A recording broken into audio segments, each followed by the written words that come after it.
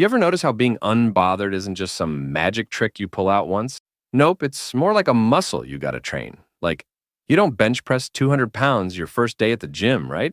Same with staying calm when life throws a tantrum. So let's talk about what really makes someone unbothered on a whole other level, the secret sauce that most people miss. 1.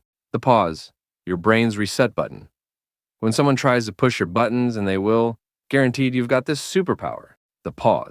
No, not the stare blankly like a confused squirrel pause. I'm talking about the stop, breathe, and actually think pause. Picture this. You're at the coffee shop and someone cuts in line like it's a royal red carpet event. Your first instinct? Blast them with your inner angry horn. But here's the thing, if you pause, breathe, and think for just 2 seconds, you get a secret weapon, control. 2 seconds might sound small, but that's enough time to choose your reaction. Instead of WTF, who raised you? You get, maybe they're having a bad day. Boom. You just upgraded your brain's software from angry toaster to Zen microwave. And scientifically, that pause lets your prefrontal cortex, the fancy brain part that's basically the CEO of your emotions, take charge instead of your amygdala, the drama queen who screams fire at a paperclip. Try it next time. Pause, breathe, smile like you just remembered there's leftover pizza waiting for you. 2. Reframe like a pro. Okay, now that you've paused, it's time to reframe. This is basically mind hacking 101. Imagine your annoying boss yelling at you. Instead of thinking, he hates me, reframe it to, wow, he's stressed about the project, not me. Or, he's auditioning for angriest boss of the year. And honestly, I'm glad I'm not him right now. Or what about when a friend forgets your birthday? Instead of spiraling into a pity party, reframe it. They're probably drowning in their own chaos. I'm still awesome. Reframing is like putting on sunglasses on a sunny day. The glare is still there, but suddenly it's easier to handle. Here's a funny story for you. I once got cut off by a driver who looked like they were late to an alien invasion. I could have flipped out, but instead I imagined they were rushing to save a cat stuck in a tree. Maybe they were a hero. Maybe they just needed to pee. Either way, I stayed calm. And guess what? No road rage, no extra wrinkles. Reframing doesn't mean ignoring your feelings. It means giving your brain a better story to chew on. 3. Gratitude, the ultimate game changer. This one's the secret weapon nobody talks about enough. Gratitude is like emotional spinach. You might not want to eat it all the time, but it makes you stronger and healthier inside. Here's the deal. When you're mad at the world, your brain is stuck in scarcity mode, like it's saying, everything sucks and nothing's going to get better. But gratitude flips that script. It says, hey, look at all the good stuff already here. Try this. Next time you feel angry or bothered, stop and list 3 things you're grateful for right then and there. Your warm coffee, your comfy chair, that one friend who always texts memes. I'm telling you, even on the worst days, gratitude shifts your brain chemistry so fast, it's like turning on a light in a dark room. Fun fact, studies show people who practice gratitude regularly sleep better, stress less, and yes, even smile more. So really, gratitude is like a cheat code for life. A mini story. Mike's epic fail turned win. Let me tell you about the time I totally messed up the ultimate unbothered test. I was at a big meeting trying to impress my boss. Remember the one who sometimes turns Hulk? I accidentally sent an email to the entire company that was meant only for my best friend, filled with silly jokes about how the boss's tie looked like a confused squirrel. Instant regret, you bet. But instead of losing it, I paused, took a deep breath, then I reframed. Okay, Mike, this is embarrassing. But it's not the end of the world. Maybe people will laugh. Maybe this makes me memorable. And guess what? The next day, my boss came up and laughed. Nice squirrel joke, Mike. You got guts. I turned a potential disaster into a win by staying unbothered and even injecting some humor. 4. Build your peace bubble. Here's a pro tip that some people pay therapists to tell them. Build your peace bubble. It's like creating an invisible force field around your mind and emotions that only lets in positive vibes. How do you do it? Limit time with toxic people. They are emotional vampires, draining your chill. Unfollow those annoying social media accounts that post endless drama. You don't need daily reminders of chaos. Create daily rituals that center you. Could be a 5-minute meditation, listening to chill music, or dancing like no one's watching. Because no one is. Except maybe your confused cat. This bubble isn't about ignoring reality. It's about protecting your mental real estate from unnecessary drama and negativity. 5. The neuroscience of chill. Yep, science. I know, science can be a snooze fest, but this is actually cool.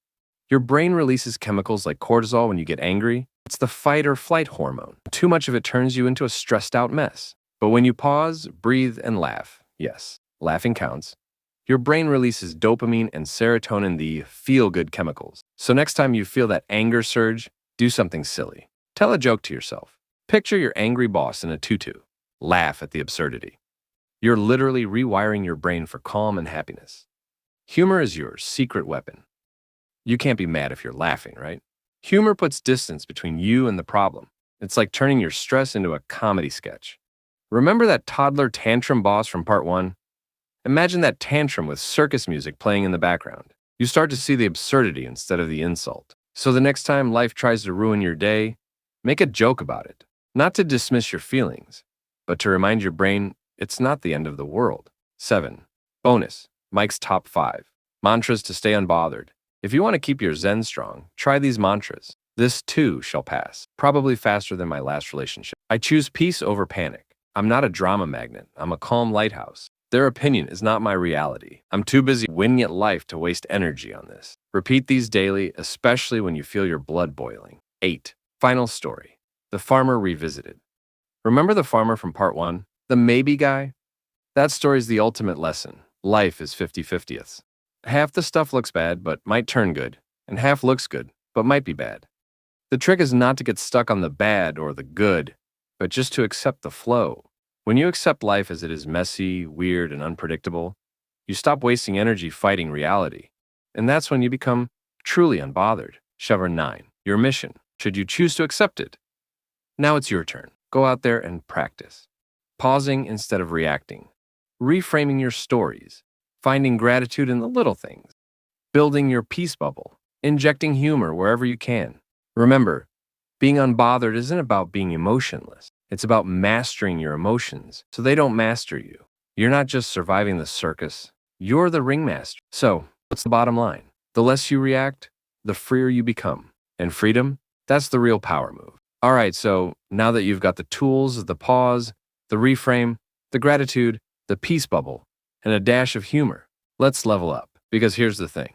Staying unbothered in the big moments is one thing, but the tiny moments, that's where the real magic happens. Think about it. Most people can keep their cool during obvious storms like a huge fight or a job interview gone wrong. But the little things, that's where the unbothered master shows up. The passive-aggressive comment. The text left on read. The neighbor who thinks Sunday morning is prime time for a drum solo. Let's dive into the art of mastering those small moments, shall we? 10. The art of tiny annoyances.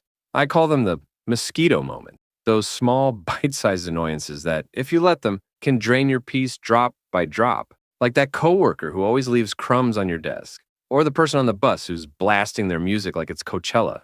Or my personal favorite, that one friend who always interrupts your story just to tell their own. Every single time. Here's the secret. The best unbothered people treat these moments like a mosquito on the window. You could chase it all day, or you could just open the window and let it out. Because guess what? Swatting at every little annoyance just leaves you exhausted and covered in mental mosquito bites. Instead, shrug, smile, and move on.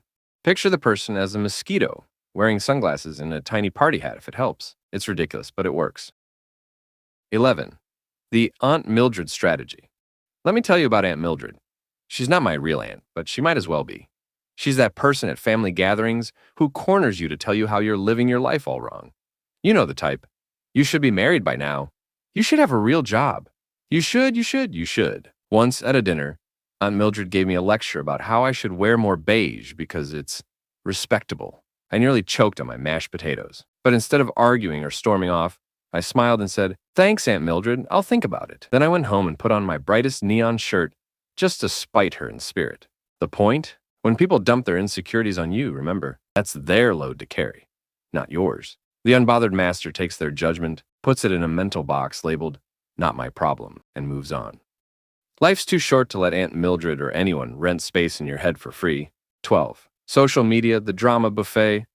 Social media, the 24/7s. All-you-can-eat drama buffet. A place where people share every petty thought like it's a gold nugget. Here's the trick to being unbothered online.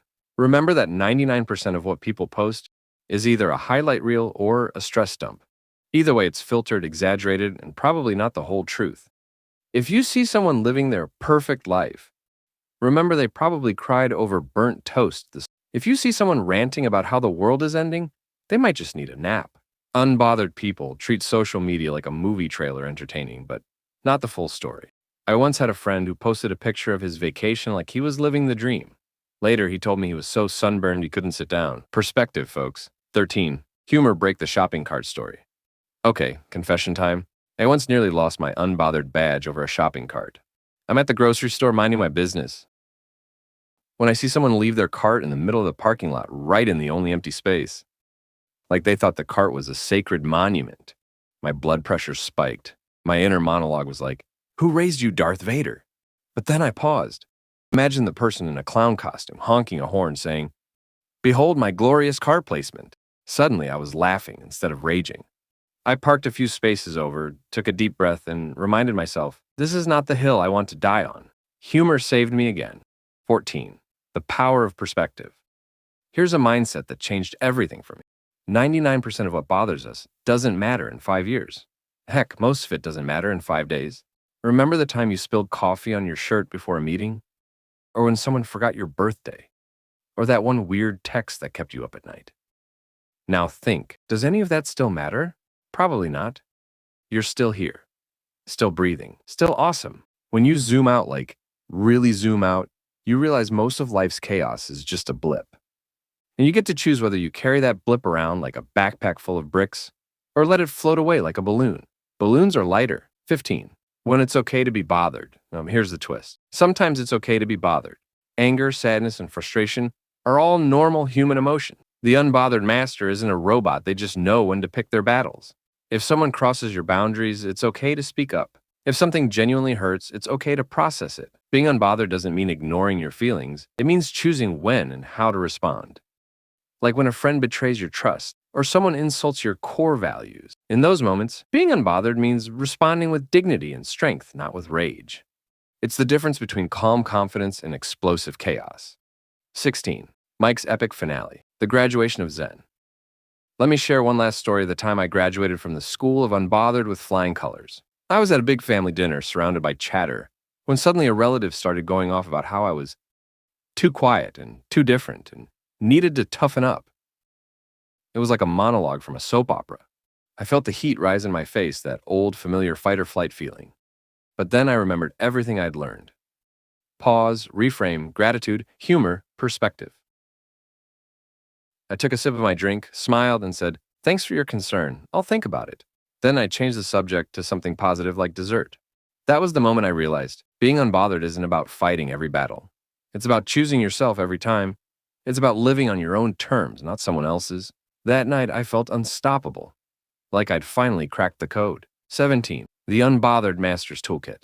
Before we wrap up, let's put all these lessons together into one unstoppable toolkit. The pause. That magic second that changes everything. The reframe. Change the story, change your life. Gratitude. Because even on the worst days, there's always a slice of joy. The peace bubble. Protect your mental real estate. Humor, laugh, and diffuse the bomb. Perspective. Will it matter in 5 days, 5 months, or 5 years? Pick your battles. Some hills are worth dying on, but most aren't. Emotional honesty. Feel your feelings, then choose your response. When you combine all these tools, you become unstoppable. You become the kind of person who walks through life with a quiet confidence, unshakable, unstoppable, unbothered. 18. Final words, the new you. So here's my challenge to you. Next time life tries to drag you into the drama, remember you're the director of your own movie. You decide which scenes get screen time. You decide who gets to rent space in your head.